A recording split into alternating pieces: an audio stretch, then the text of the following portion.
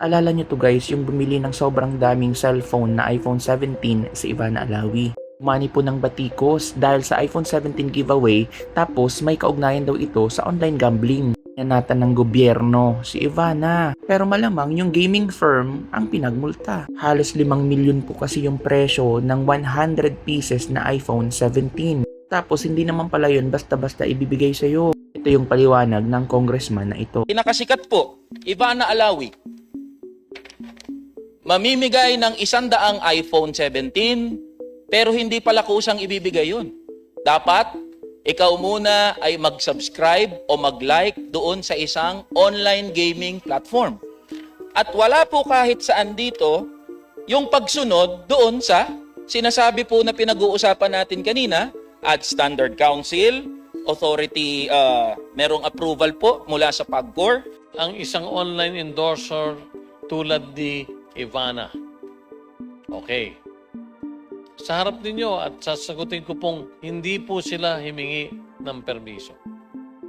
Ano po ang ginawa ng PAGCOR? We fined the online gaming company 1 million pesos and together with that, gave them a stern warning na hindi na dapat maulit ito. O diba at least tinanggap nila na mali sila. Kaya nga pinagmulta diba? Pero kayong nasa gobyerno, sana lahat ng empleyado, miyembro ng gobyerno. Pag mali, wag nang tumakas-takas pa. Hindi ganang pagkakamali. Kayo natututo sa mga Pilipino.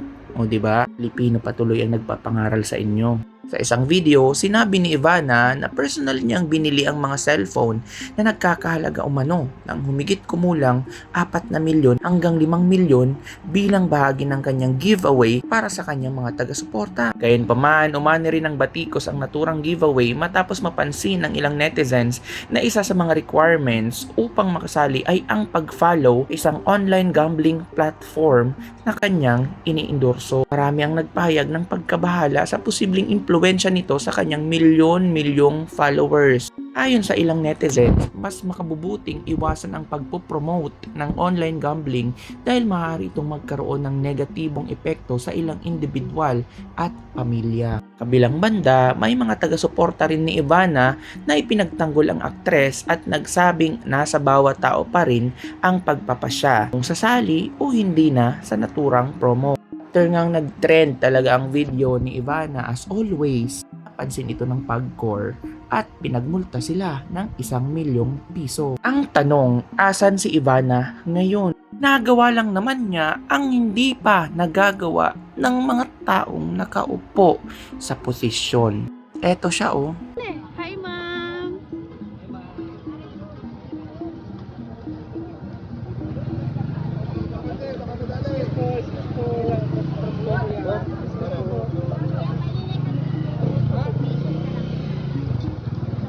Hey?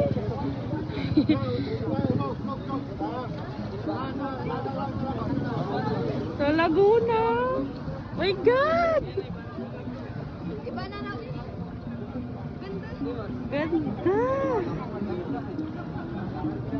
Kuya, excuse po.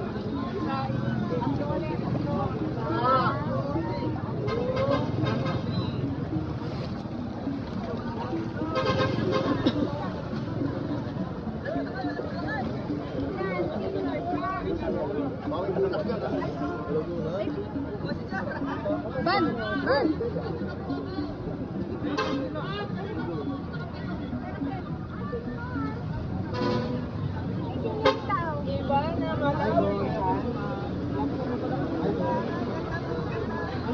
Pwede po patros po. Laguna!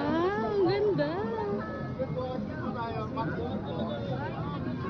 Hindi naman sa tinotolerate natin yung ginawa ni Ivana. Kaya valid naman po yung multa na pinataw sa gaming firm. Pero alam nyo ba na isa sa pinakamadaming natulungan na si Ivana Alawi sa Pilipinas? Pero again, hindi may invalidate ang pagkakamali doon sa nagawa niyang post dahil sa pagkukulang. Pero patuloy pa rin siyang tumutulong sa mga tao, sa mga bata, sa mga magulang. Ang gobyerno, kailan nyo ipaprioritize yung Pilipino? Kasi pansin na pansin namin, palubog ng palubog na ang Pilipinas Because of you, Philippine admin.